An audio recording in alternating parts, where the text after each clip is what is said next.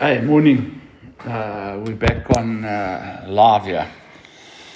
So, I just wanted to give this a try because I might need a bit more time than I normally do. And there's a lot to talk about in terms of what's going on in the world. And there is a lot going on in the world. We have been seeing a lot of trouble out in the United States, and everybody has opinions on that. And obviously, we've been seeing a lot of what's been going on in Israel, in the Middle East, and there's a lot being said about that as well. So you must understand that, I obviously come from a center-right Christian faith-based bias whenever I speak, and I come from a pro-democracy capitalist type viewpoint when I speak, okay? Because the reality is that the countries that have set up their laws and set up their nations based on these principles seem to be the countries that are doing the best. Now, obviously in the Middle East, we have countries that come from an Islamic perspective in terms of Saudi Arabia, Qatar, Dubai, United Arab Emirates, that are also center-right countries and are also faith-based religious countries, but run on a capitalist system. Even though they, obviously Islamic religious bias. But the point is this, is that they're faith-based and they're not radical militant countries, and they've built phenomenal countries there. So, we've got to have a look at this type of thing, and we've got to see, in this Middle East debacle, that we've got to see in this Middle East debacle that the vast majority of countries that are there in the Middle East are trying to establish, economies and systems that best benefit their people. And so we see in this attack on Iran that, it's unconfirmed, but the reports are coming out that countries like Saudi Arabia, Jordan, and other very powerful Islamic countries have actually come out in support of Israel in this war that's going on against Iran, which is obviously, being ignited by what has happened in Gaza. Now, whatever you believe about Gaza, is one thing, in terms of were they justified in attacking Israel the way they did? Were they not? Is Israel justified in doing what they did in response to Gaza? Different people have different views, and I have my views. I believe 100% that Israel had the right to eliminate Hamas from Gaza, although I'm not too comfortable with the extent of damage that has been caused to Gaza itself, as well as to the inhabitants of Gaza.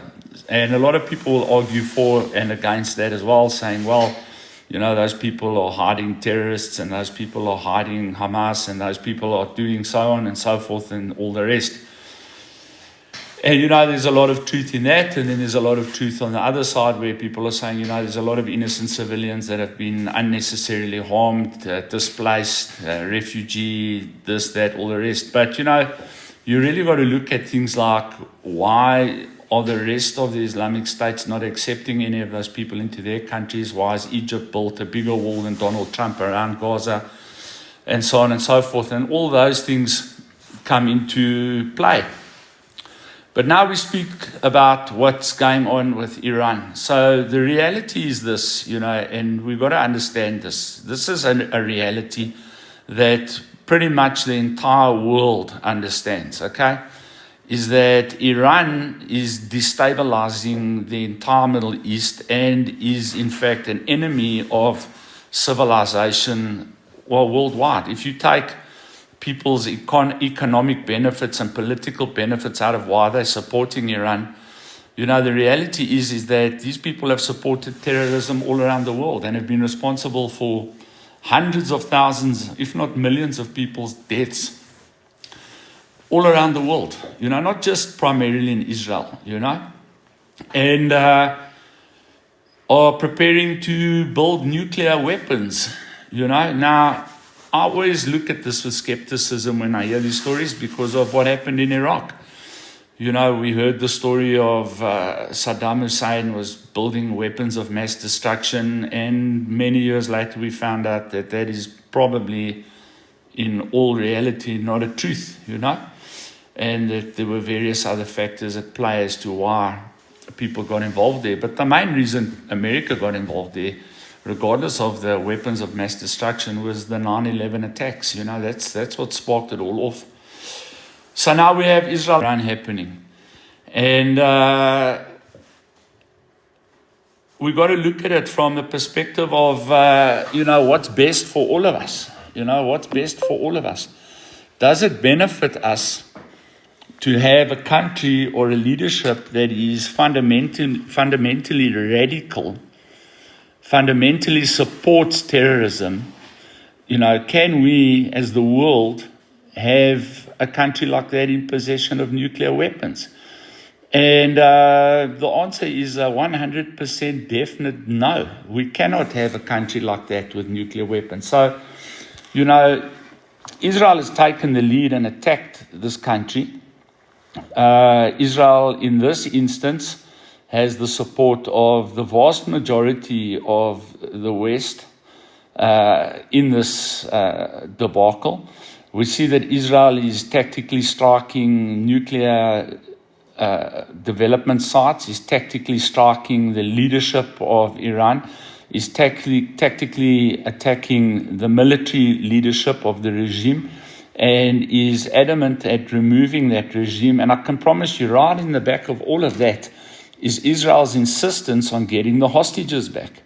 I just don't understand why a group of people will not release these hostages and watch what is happening to their own country. Gaza, and for all reasons or all from any viewpoint, was a country on its own that invaded another sovereign country, murdered 1,400 people, and took hostage another 150, 250 people, of which they're still holding. I think there's 60, 40 to 60 people that are still being held. And I just don't understand why they don't return those people. I don't understand what the mindset is. And I don't understand why Iran is helping them do that. So if we want to end the war there, literally to get this thing to come to an end is, the only way I see it is Hamas must put down their arms, Hezbollah must put down their arms, and the Houthis must put down their arms and return the hostages.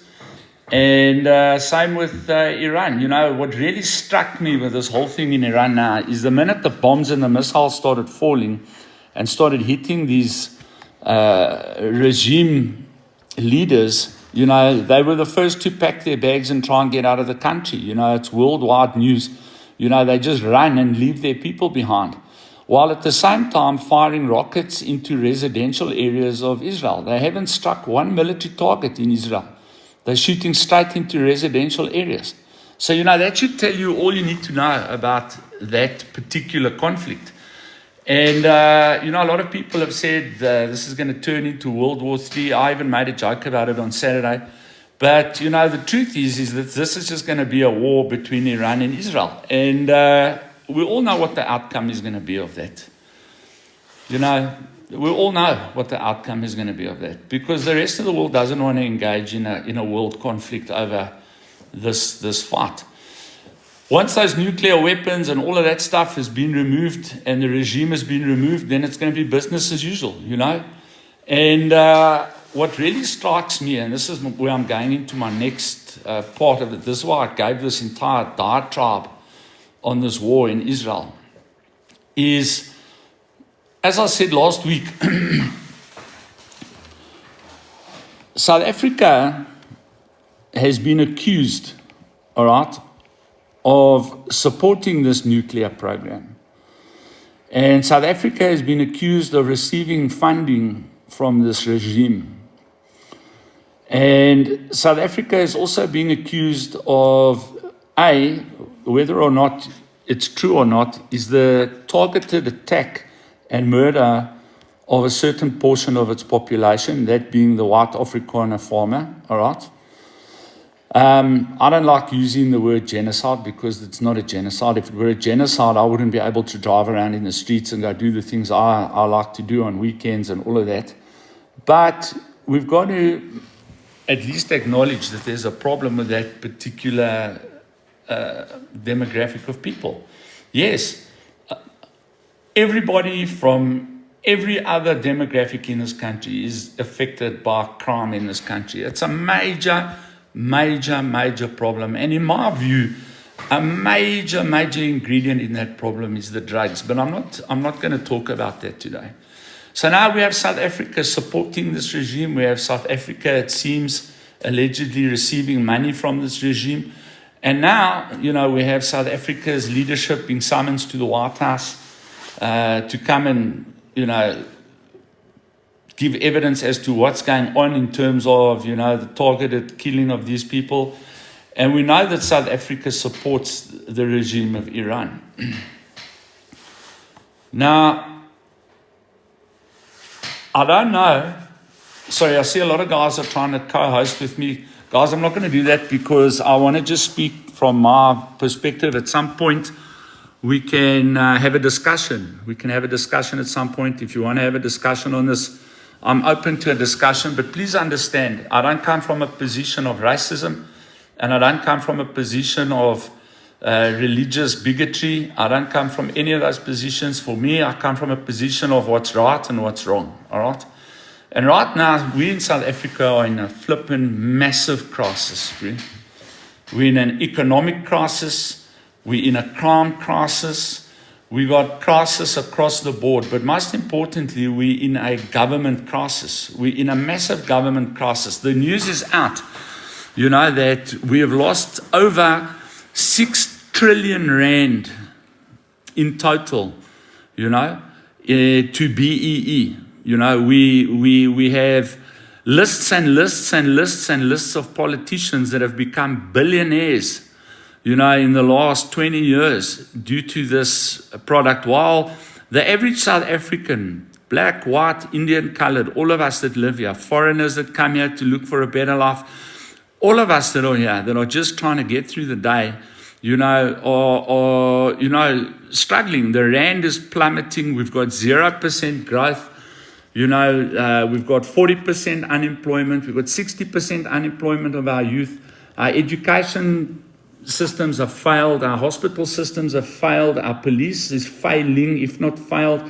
Our military has just come back with its tail between its legs from the DRC.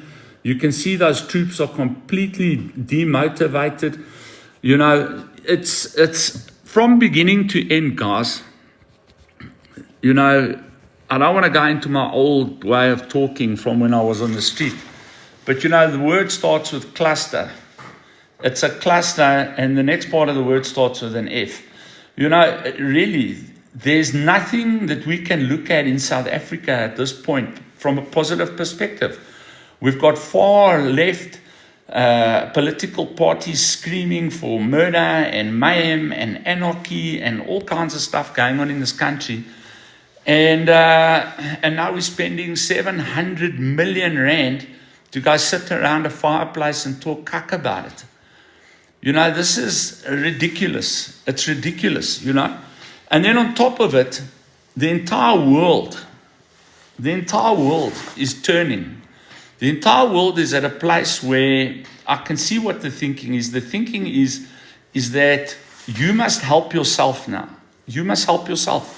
We are tired of giving hundreds of billions of dollars to these countries and these regimes that after 30, 40, 50, some of these places, 60, 100 years of support from, the West are nowhere, are still nowhere, are still not industrialized. The people are, I mean, people don't have toilets, but people don't have toilets. People don't have schools. People don't have hospitals.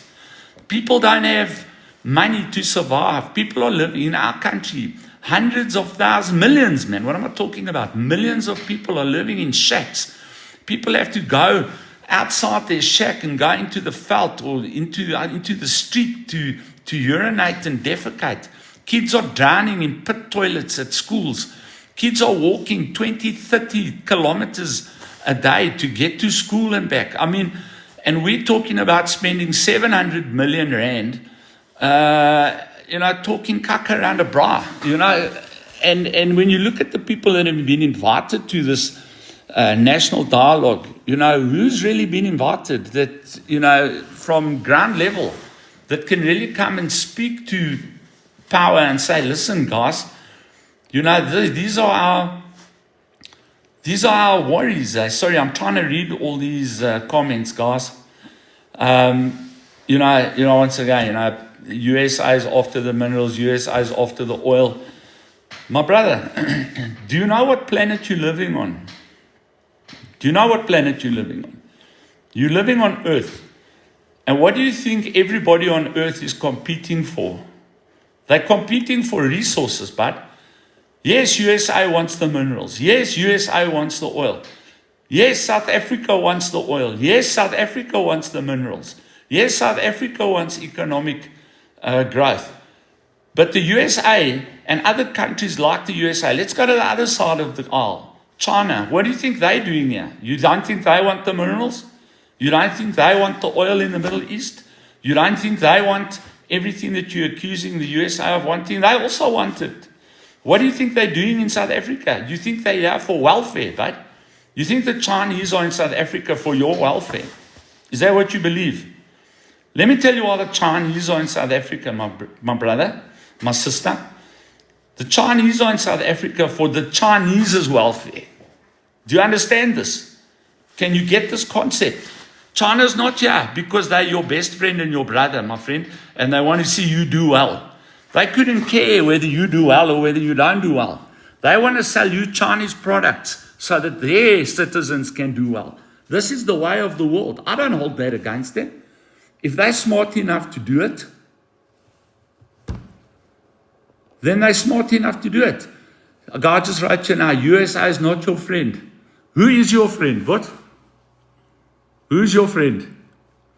Tell me who's South Africa's friend. You don't have any friends, but we don't have any friends in this country, my friend. Everybody that's got their eyes on South Africa have got their eyes on South Africa for only one reason. To get out of South Africa whatever they can get out of South Africa. It doesn't matter where they come from and what they look like. That's the motivation, And the whole thing is who's going to give you the best deal? That's the whole motivation. Now, we've been supporting Iran and China and Russia and every communist entity and every radical Muslim entity we've been supporting flat out since 1994, right? You can't argue that. You can't argue that, okay? And who's been giving us money? Who's been supporting our HIV programs? Who's been supporting our welfare programs? Who's been supporting our malaria programs? Who's been supporting our tuberculosis programs? Who's been supporting all of these programs? Huh? Who? Tell me. Right it, I'm waiting. Huh? You have the Roy Gevaar thinking. My brother, I've got there's no food in my pot thinking. Do you understand that? Huh? I don't care who comes here and who helps us, but who has been helping us? Huh? Has the Roy Gevaar been helping us? Huh? Does it look like we're being supported by these people? Wherever you are now, okay? Does it look like you're getting support from these oaks? Right? So the reality is this, okay? You want investment in South Africa. Is that what you want? You want money, eh? How are you going to get the money here? You think you're going to get the money here by supporting radical Islam who are building nuclear weapons? Is that what you think? Huh? Do you really think that's going to bring money to South Africa? Can you explain to me why? All right? The economy is collapsing. Huh? 0% growth in the last year. Where's your mates, bud? Where's China, bro? Where's China, my China? Where's China, my China? You're supporting radical Zionism.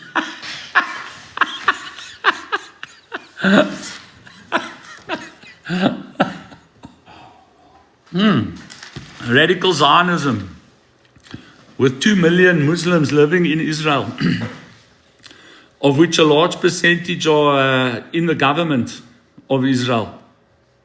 Right? And let me tell you something. Can I tell you something? I would rather support radical Zionism than people that hang their women for adultery. I would rather support radical Zionism than people that throw homosexuals off buildings.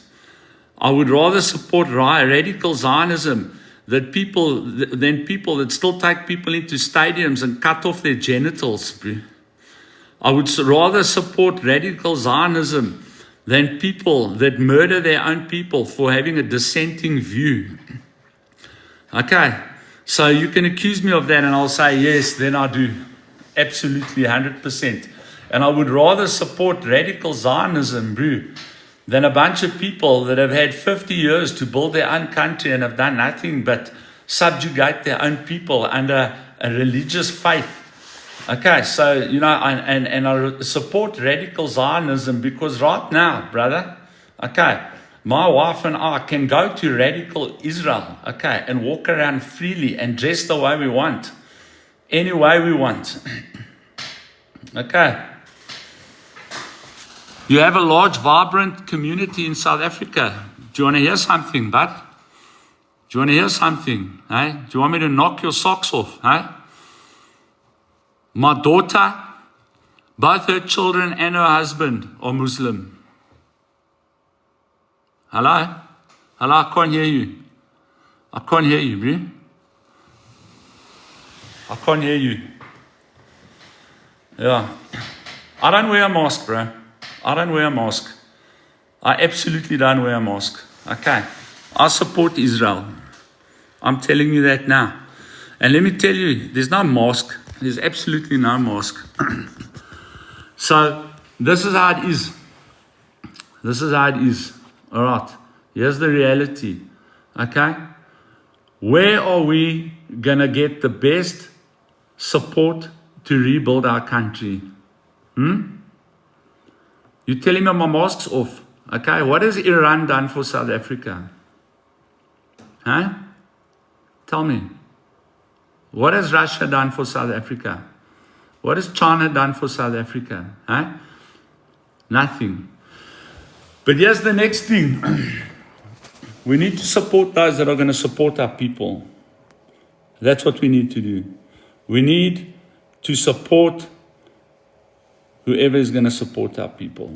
And right now, we're getting no support from the radical left. Okay.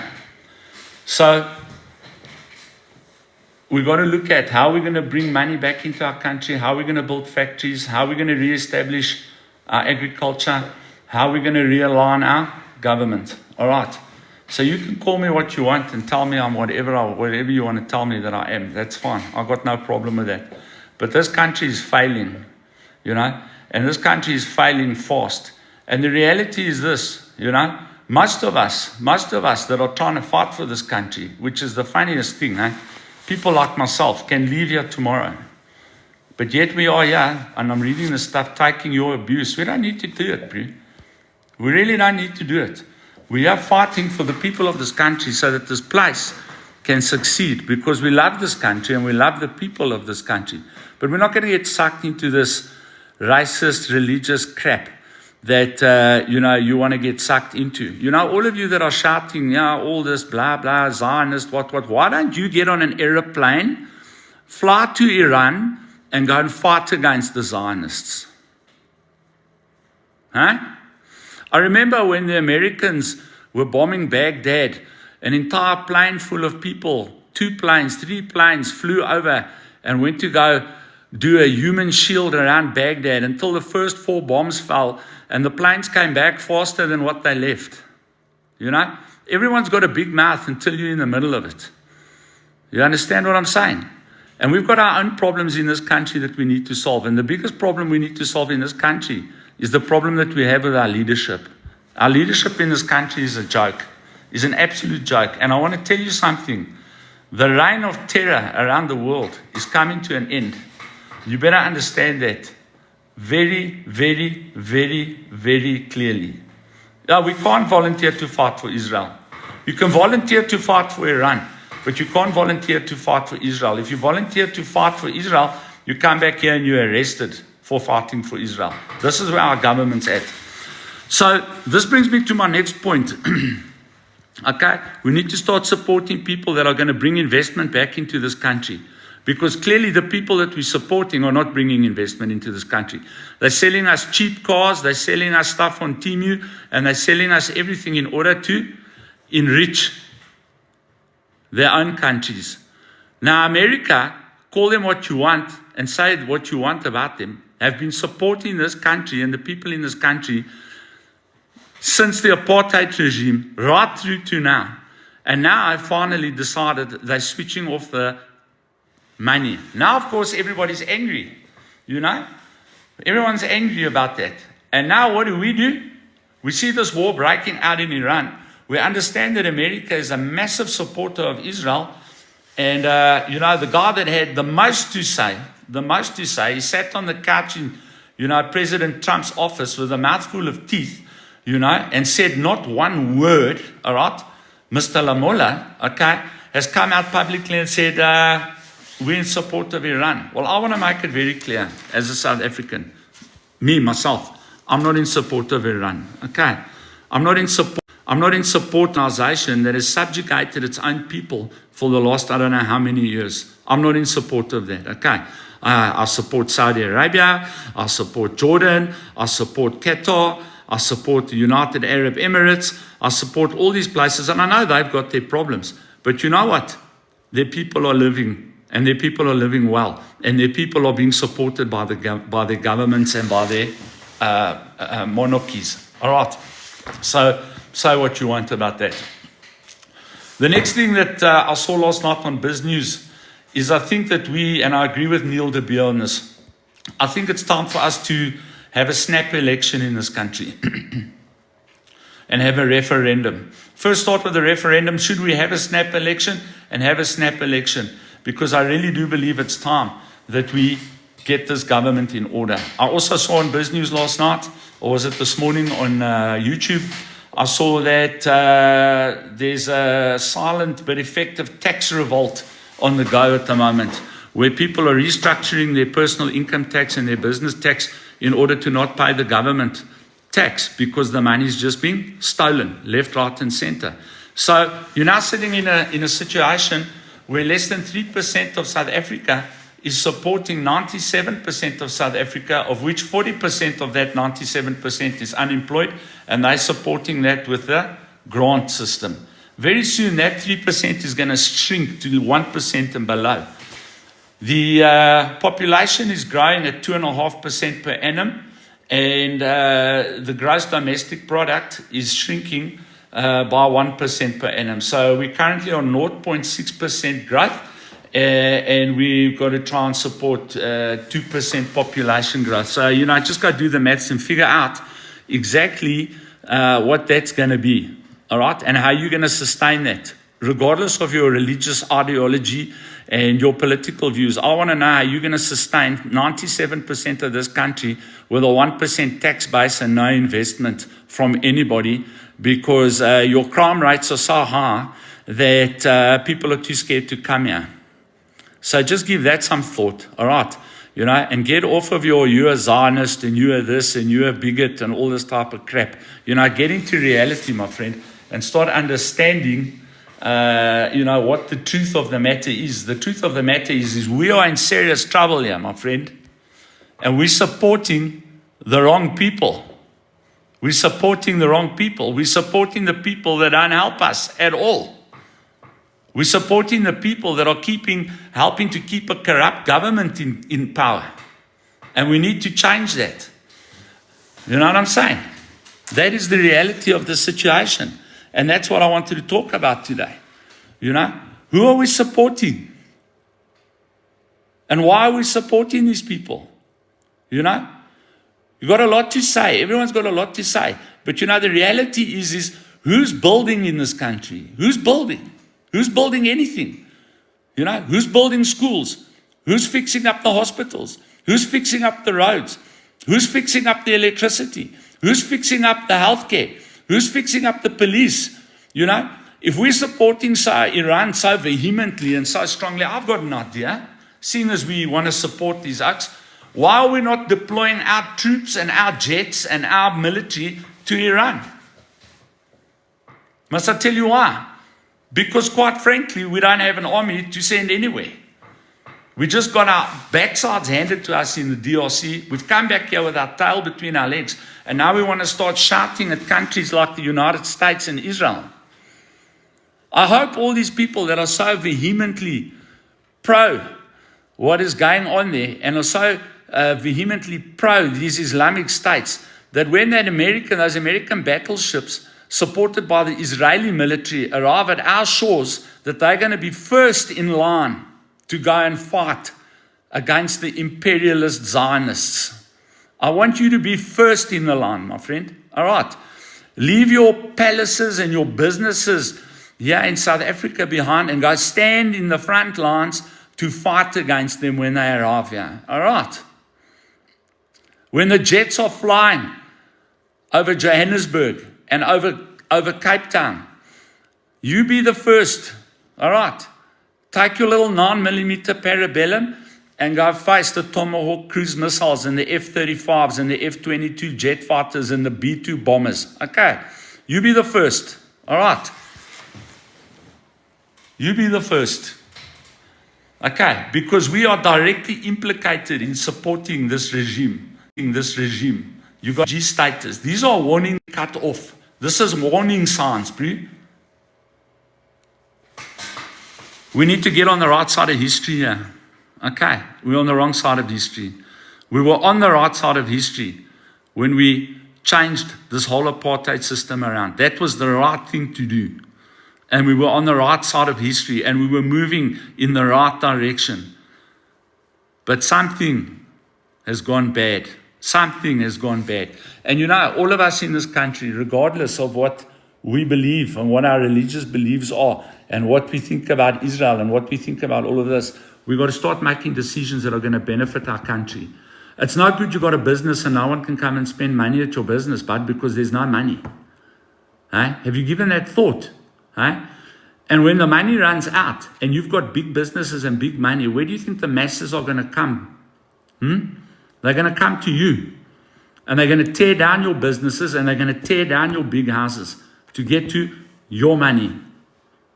All right. That's pretty much what I had to say for today. I see people are writing here all kinds of horrible things. That's okay. It's TikTok. You can say what you want. I can also say what I want. And just understand that there's never been a mask. Okay. I am what I am. I've got nothing to gain from any of this. Zero. The only thing I've got to gain is our country to do well. Okay.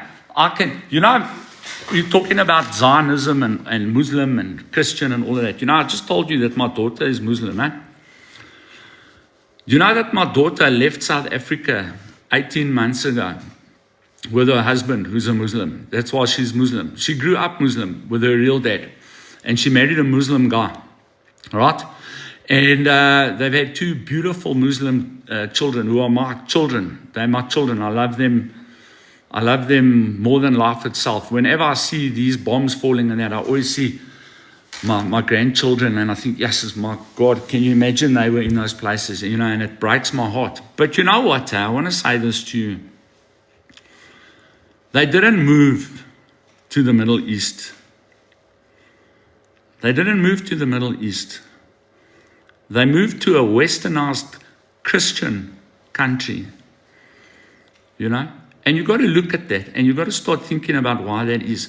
Why are people fleeing these countries to the west, to the point where countries like England, France are completely now, full of Muslim people? Why didn't they run to Iran? Why didn't they run to Gaza? Why didn't they run to these Middle Eastern states? Why didn't they run to Sudan? Why didn't they run to Somalia?